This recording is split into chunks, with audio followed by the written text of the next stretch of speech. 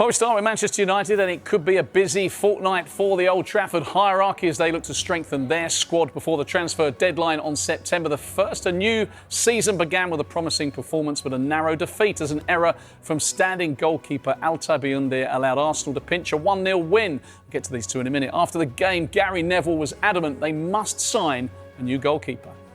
It also points towards a glaring issue for United that can't be ignored, and that is that they do need to find a goalkeeper. They have to. I'm absolutely unequivocal on that, because I had a bit of experience at United for 20 years where there were two big periods of 7 or 8 years with Schmeichel and Van der Sar, and then in between we had 7 or 8 goalkeepers in a sort of 6, 7, 8 year period. And it's really unsettling when you haven't got a dominant number one who's 6'2", who's dominant in the air, who owns his 6-yard box, who comes and punches everything, who makes a lot of saves and one-on-one and saves your points when your defenders make mistakes.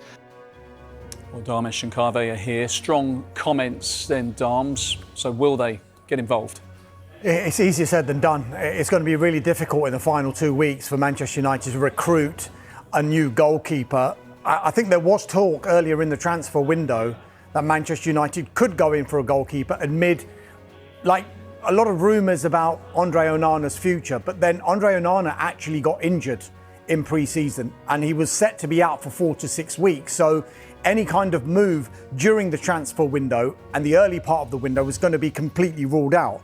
And then publicly, at least, Ruben Amorim, before and after the game against Arsenal, has publicly said that he is happy with his goalkeeping department. He's happy with the 3 keepers that he's got there in Tom Heaton, Altay Bayındır and Andre Onana.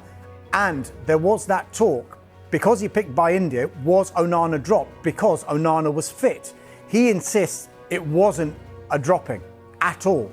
He basically said he was fit, but he's hardly trained as compared to the other goalkeepers. He's hardly had any game time compared to the other 2 goalkeepers. And so he made that choice to choose Bayındır over Onana. Now, if an offer was to come in for Onana, there hasn't been one yet, but if there was, then maybe the landscape can change. But as I mentioned to you, 2 weeks today is deadline day. This is not going to be very easy to do, both in and out. Yeah, Donnarumma, of course, one of the best goalkeepers in world football. He's available, Kave. Surely there are multiple Premier League clubs interested in this man.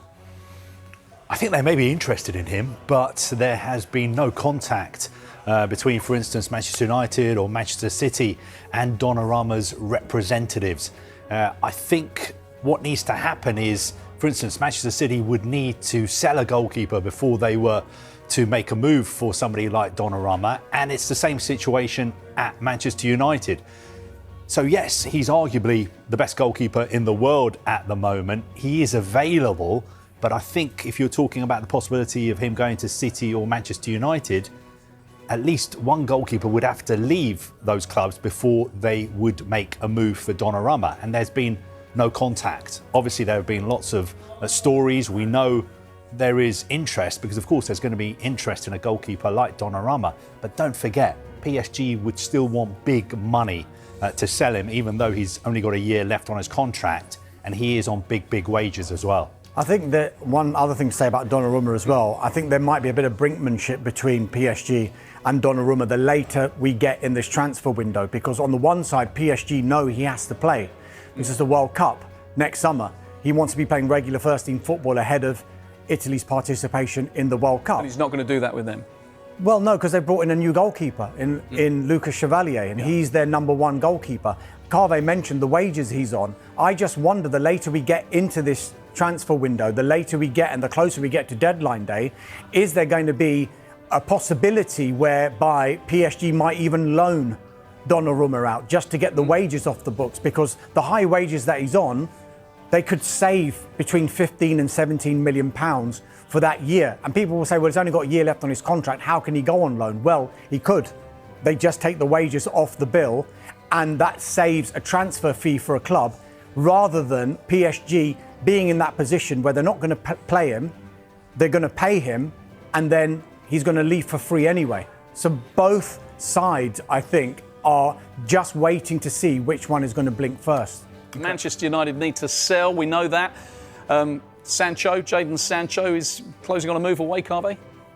I think it's Darmish this Darmish. Me. Go on, Yes. go on, mate. So, he's unlikely to join AS Roma. Remember, Roma made a £20 million bid to Manchester United, which United, we think, would probably have accepted. However, he wants to explore other options. We've been told it's nothing to do with personal terms why this deal is not happening. A number of other clubs, though, remain interested in Jadon Sancho. Borussia Dortmund, the club he's played for twice before, they're keeping an eye on his situation as well.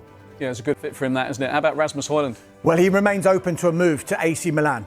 Now, we do know that AC Milan are interested. They want to do a loan with an option.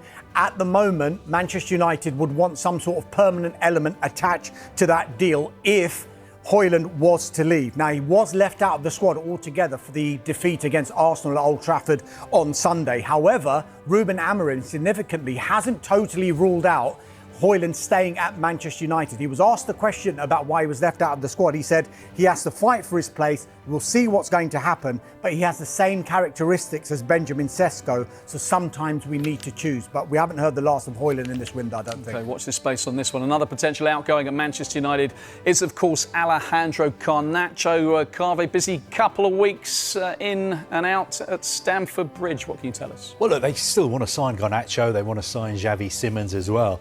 But Chelsea need to sell players. Players need to leave before Chelsea can complete deals for those two players. Players who could leave, of course, somebody like Christopher Nkunku. Chelsea in talks with Bayern Munich about selling him.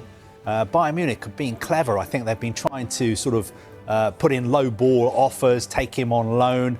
But Chelsea need him to leave on a permanent deal, and they still value him at around £43 million. But I think the issue Chelsea have got is when clubs know that a player is almost surplus to requirements or doesn't have a future at his club, then of course they're not going to pay over the odds for that player.